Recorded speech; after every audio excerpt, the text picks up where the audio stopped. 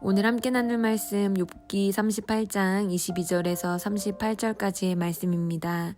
내가 눈 곳간에 들어갔었느냐, 우박 창고를 보았느냐. 내가 환난 때와 교정과 전쟁의 날을 위하여 이것을 남겨두었노라. 광명이 어느 길로 뻗치며 동풍이 어느 길로 땅에 흩어지느냐. 누가 홍수를 위하여 물길을 터주었으며 우레와 번갯길을 내어주었느냐. 누가 사람 없는 땅에 사람 없는 광야에 비를 내리며 황무하고 황폐한 토지를 흡족하게 하여 연한 풀이 돋아나게 하였느냐. 비에게 아비가 있느냐. 이슬방울은 누가 낳았느냐.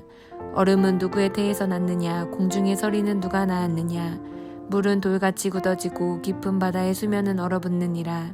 내가 묘성을 메어 묶을 수 있으며 삼성의 띠를 풀 수 있겠느냐. 너는 별자리들을 각각 제때에 이끌어낼 수 있으며 북두성을 다른 별들에게로 이끌어갈 수 있겠느냐. 내가 하늘의 궤도를 아느냐. 하늘로 하여금 그 법칙을 땅에 베풀게 하겠느냐. 내가 목소리를 구름에까지 높여 넘치는 물이 내게 덮이게 하겠느냐. 내가 번개를 보내어 가게 하되 번개가 내게 우리가 여기 있나이다 하게 하겠느냐. 가슴속의 지혜는 누가 준 것이냐. 수탉에게 슬기를 준 자가 누구냐. 누가 지혜로 구름에 수를 세겠느냐. 누가 하늘의 물주머니를 기울이겠느냐. 티끌이 덩어리를 이루며 흙덩이가 서로 붙게 하겠느냐. 아멘. 우리 어제 본문을 통해서 욥을 찾아와서 질문하시는 하나님에 대해서 살펴보았습니다.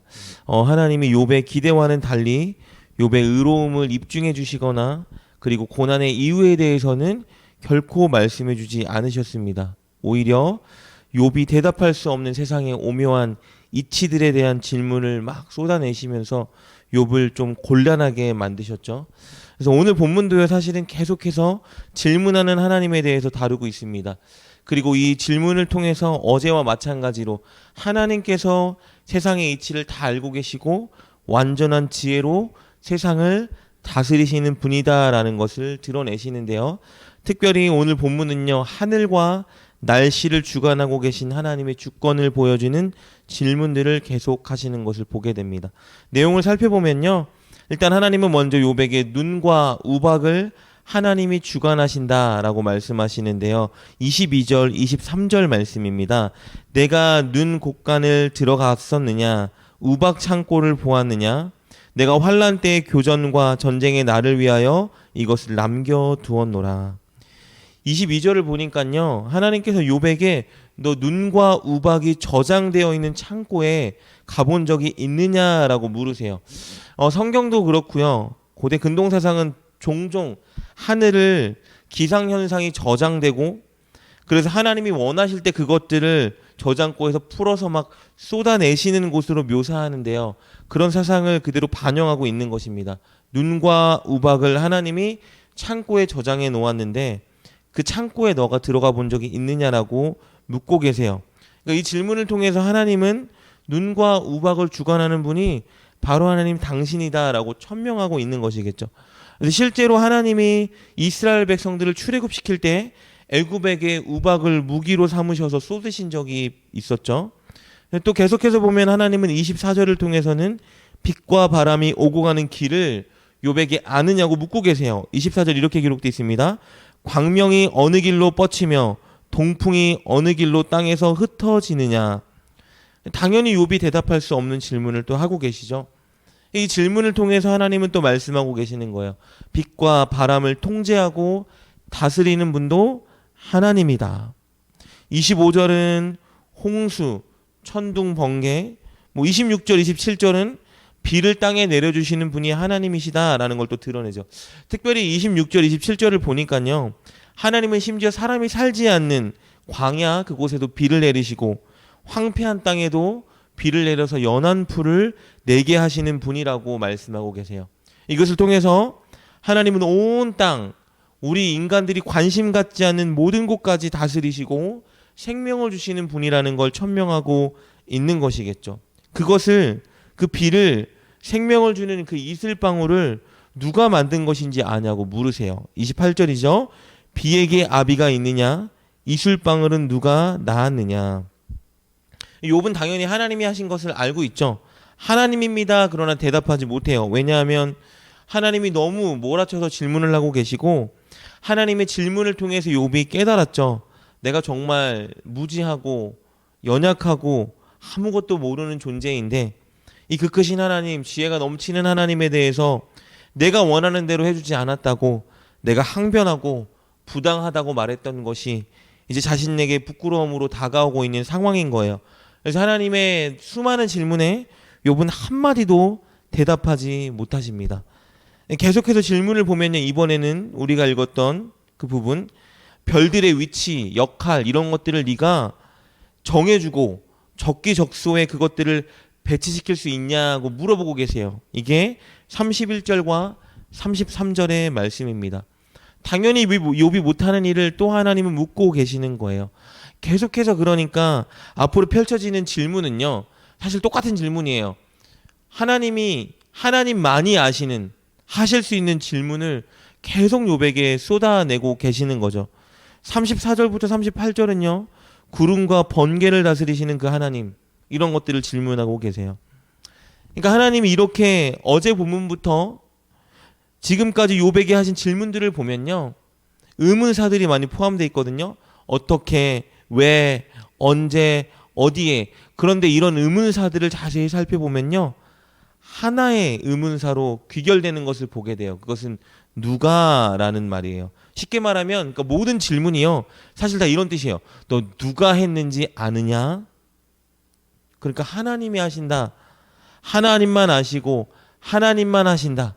하나님이 지혜로 창조하셨고 하나님이 지혜로 다스리신다. 이것을 나타내기 위해서 계속 똑같은 질문을 하고 계시는 것이죠. 사실은 오늘 본문의 중심 내용도요, 어제와 똑같아요. 그러니까 우리 인간과는 너무 다른 하나님, 인간은 알지도 못하고 알 수도 없고 관심도 갖지 않는 모든 분야까지 하나님은 지혜를 가지고 다 통치하고 다스리시는 분이다. 그러니 우리가 이해하지 못해도 알지 못해도 부당하다 말하지 말고 안다 착각하지 말고 다 알고 계신 하나님 앞에 겸손하게 그분께 묻고 그분께 간구하고 그분을 신뢰하는 자리에 우리가 서야 한다. 이것이 사실은 오늘 본문의 중심 내용이기도 합니다. 어제와 똑같은 중심 내용을 가지고 있죠. 근데 그렇다면 오늘 똑같은 중심 내용이기 때문에 제가 본문 중에 특별히 인상적인 구절을 좀 여러분과 깊이 생각해보는 시간을 가졌으면 좋겠는데요. 33절 말씀입니다. 33절 말씀을 보니까 이렇게 기록되어 있습니다. 내가 하늘의 궤도를 아느냐? 하늘로 하여금 그 법칙을 땅에 베풀게 하겠느냐? 이 말은 하나님이 하늘과 별들을 움직이시고 적재적소에 이렇게 지정해 놓고 다스리시는데 별들이 움직이는 궤도가 있다라는 것이죠. 그리고 하늘이 법칙을 가지고 움직인다라고 말씀하고 계세요. 그러니까 이것이 가르치는 것은 이것이죠. 하나님이 천지 만물 다 창조하셨고 그것들을 다 다스리고 계시는데, 근데 하나님이 천지 만물을 다스리실 때 일정한 법칙을 두고 다스리신다는 것이죠. 그러니까 과학 법칙을 발견하는 것이 뭔가 새로운 것을 발명하거나 발견하는 것이 아니라 하나님이 태초에 이 땅을 창조하고 통치하기 위해서 세워놓으신 그 법칙, 자연 법칙을 인간이 하나씩 하나씩 발견했다라는 것이겠죠. 예를 들면 뭐 우성의 법칙, 유전의 법칙, 관성의 법칙, 뭐 물량, 질량 보존의 법칙, 뭐 이런 것들이겠죠. 여러분, 제가 이것들을 여러분과 나누고 싶은 것은 이것입니다. 우리가 하나님이 진짜 이 땅에 법칙을 세우시고 이 땅을 다스리신다는 것을 우리가 믿고 인정한다라면 우리가 해야 되는 것이 무엇이냐면요, 하나님이 세운 그 법칙을 존중하고 그 법칙을 따르고 지켜야 한다라는 것이에요. 그런데 우리 그리스도인들조차도, 특히 우리 대한민국의 그리스도인들이 이 일을 너무 간과하고 무시하고 살 때가 많다라는 거예요. 여러분, 예를 들면요, 우리가 우리의 편의를 위해서 냉장고를 만들었고 자동차를 만들었고 에어컨 등을 만들어서 사용하고 있잖아요. 그러면 이런 것들을 많이 사용하게 되면 어떤 일이 발생되냐 하면 프레온 가스가 많이 배출되죠. 그럼 어떤 현상이 발생되냐 하면 오존층이 파괴되는 거예요. 그러니까 하나님은 이 땅을 잘 다스리시려고 오존을 만들어 놓으셨는데 우리 인간이 우리의 이기심과 편의를 위해서 오존을 파괴시키고 있죠. 그러면 어떤 일이 발생되냐 하면 지구의 온도가 올라가고 결국은 빙하가 녹고 해수면이 물이 상승되게 되죠. 그러면 어떤 일이 발생되죠? 하나님이 어제 본문을 보면요, 바다와 파도를 만드시고 일정 선을 넘지 말라고 명령하셨어요. 육지를 넘어가지 않게 하기 위해서 일정 선을 정해두시고 이곳을 넘어가지 말아라라고 명령하신 분이 하나님이라고 말씀하고 계시는데, 우리 인간의 이기심과 편의 때문에 물이 해수면이 상승했어요. 그러면 하나님이 넘어가지 말라고 한 그 선을 물이 바다가 넘어가게 되는 것이죠. 그러니까 쉽게 말하면 우리 인간이 하나님이 만들어 놓은 자연 법칙을 지금 파괴시키고 있는 거예요. 그러니까 이렇게 지구 온도가 올라가면 또 어떤 일이 발생되냐 하면 이상기후가 발생하는 거예요. 천재지변이 일어나는 많은 이유 중에 하나가요, 인간이 지금 자연을 파괴시켰기 때문이라고 많은 학자들이 주장하고 있죠. 우리가 생각할 때는 무조건 하나님께서 진노하셔서 하나님이 어떤 계획이 있으셔서 막 이렇게 기상이후가 발생하게 하신다. 한편으로 맞지만 한편으로는 이것을 만든 것이 바로 사람, 우리 인간이라는 것이죠. 그러면 이런 이상기후가 발생하면 어떤 일이 발생되냐면요, 신종 바이러스 같은 것들이 막 발생하게 되는 거예요. 그러니까 하나님이 이 자연을 다스리기 위해서 자연의 법칙을 만드셨는데 우리 인간이 그것을 존중하지 않고 마구 사용하고 파괴하기 시작하면 하나님이 만들어 놓으신 그 법칙을 우리 인간이 조금씩 깨게 된다라는 것이죠. 예를 하나 더 들면 뭐 이런 것도 있겠죠. 세제를 많이 사용하고 일회용 플라스틱을 많이 사용해서 수질과 토양을 오염시키면 그 심각한 결과를 우리와 우리 후손들이 다 감당하고 떠안아야 한다는 것이죠. 미세먼지를 만든 것도 하나님이 아니라 우리 인간이고, 그러니까 우리 인간의 이기심과 무분별한 이런 자원 사용, 파괴 이런 것들이 사실은 하나님이 만들어 놓은 이 땅을 다스리는 이런 원리 같은 것들을 틀어지게 만들고 있다라는 걸 우리가 알아야 한다는 것입니다. 그런데 우리는 그럼에도 불구하고 하나님께 기도하는 거예요. 하나님 도와주세요. 천재지변을 막아주시고 오존층을 보호해 주시옵소서.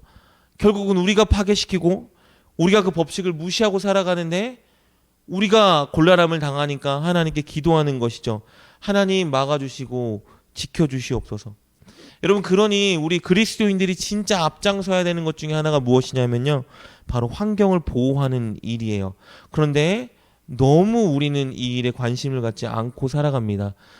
예배 잘 드리고 우리가 죄를 짓지 않고 우리가 거짓말하지 않고 간음하지 않고 도적질하지 않으면 잘 살고 있다라고 생각하지만 여러분, 절대 그렇지 않아요. 진짜 건강한 그리스도인, 하나님이 이 땅을 다스리는 원리와 법칙을 인정하고 존중하는 진짜 성숙한 그리스도인은요, 나의 개인의 신앙생활만을 존중하는 것이 아니라, 중요하게 여기는 것이 아니라요, 이 땅에 하나님이 창조하신 모든 것들을 다 존중하고 사랑하고 아끼는 자리까지 나아갈 수 있어야 한다는 것입니다. 우리가 진짜 하나님이 이 땅을 창조하셨고 하나님이 지혜와 법칙을 두셔서 이 땅을 다스리신다는 것을 인정한다라면, 그리고 우리가 그 혜택을 누리고 산다라는 것을 우리가 믿는다면요, 우리는 그것을 인정하는 바른 태도를 가져야 되는데, 그것이 무엇이냐면 자연과 환경을 아끼고 보호하고 그것들을 위해서 운동하고 그것들을 위해서 기도하는 태도를 가져야 한다는 것입니다. 그런데 이런 것들을 우리가 너무 많이 간과하고 우리가 교회에서 나누지 못하고, 그리고 우리가 이런 것들을 왜 운동하지 못하고 있는 것이 사실이라는 것이죠. 그렇기 때문에 여러분, 저와 여러분은 바른 믿음, 또 바른 하나님의 주권에 대해 회복해야 합니다. 그것은 하루를 살아갈 때마다 남들은 그렇게 살지 않는다 하여도 우리가 진짜 하나님의 자녀라면 하나님이 이 땅 모든 것들 창조하시고 다스리시고 우리에게 주셨다는 것을 믿는다면 우리가 이 땅을 사랑하고 아끼는데 우리의 노력과 에너지를 소비해야 한다는 것입니다. 하나님이 태초를 창조하시고 이렇게 말씀하셨죠. 보시기에 좋았더라. 그런데 우리 인간이 그 보시기에 좋았던 것을 지금 우리의 이기심 때문에, 편의 때문에 파괴하고 있다라는 것입니다. 사실은 저도 이 문제에 대해서 많이 자각하고 살지만 사실은 저도 이 문제에 대해서 문제가 심각해지는 것에 일조하며 살아가는 것이 사실입니다. 일회용 플라스틱을 함부로 사용하기도 하고요. 설거지할 때 세제를 마음껏 사용하기도 하고 여러 가지 것들 저의 편의를 위해서 하나님이 만들고 통치하는 이 자연을 함부로 훼손하고 있는 것이 부끄럽지만 사실입니다. 여러분, 저와 여러분이 서야 되는 자리, 하나님이 저와 여러분에게 서길 원하시는 자리가 바로 이 하나님이 만든 온 땅을 사랑하고 아끼고 지키고 보호하는 자리입니다. 오늘 우리가 하나님이 이 땅을 통치하시고 다스리신다는 것을 인정한다라면 우리가 하나님의 그 통치와 다스리심에 바른 태도로 나아가야 할 것입니다.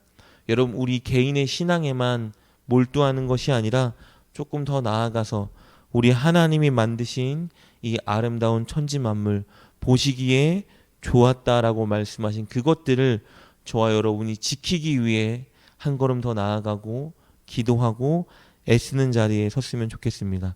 마치 제가 오늘 설교가 환경 보호가 운동과 같지만 여러분, 그리스도인이기 때문에, 하나님이 자녀이기 때문에 우리는 바로 그 지점까지 나아가야 합니다. 여러분, 정말 환경을 사랑하고 아끼고 오늘 하루 하나님이 우리에게 허락하신 이 자연을 사랑하고 지키는 자리에 설 수 있는 저와 여러분 될 수 있기를, 그리하여 하나님, 진짜 하나님이 이 땅을 하나님의 아름답고 지혜로운 법칙으로 통치하고 다스리시는 분입니다 고백하는 저와 여러분 될 수 있기를 주님의 이름으로 축복합니다. 기도하겠습니다. 하나님, 감사합니다.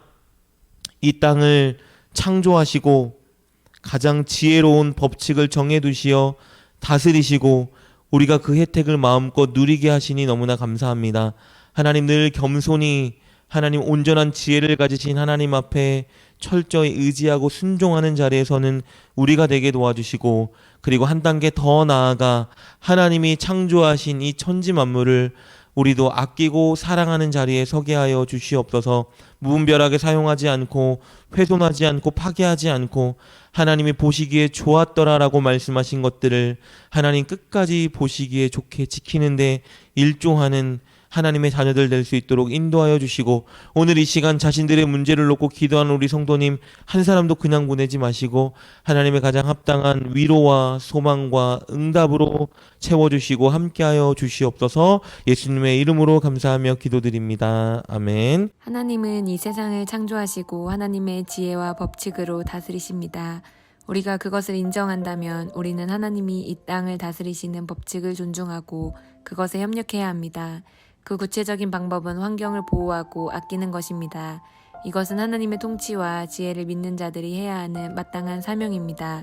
오늘도 환경을 사랑하고 아끼는 행동으로 하나님의 통치를 존중하는 우리가 됩시다.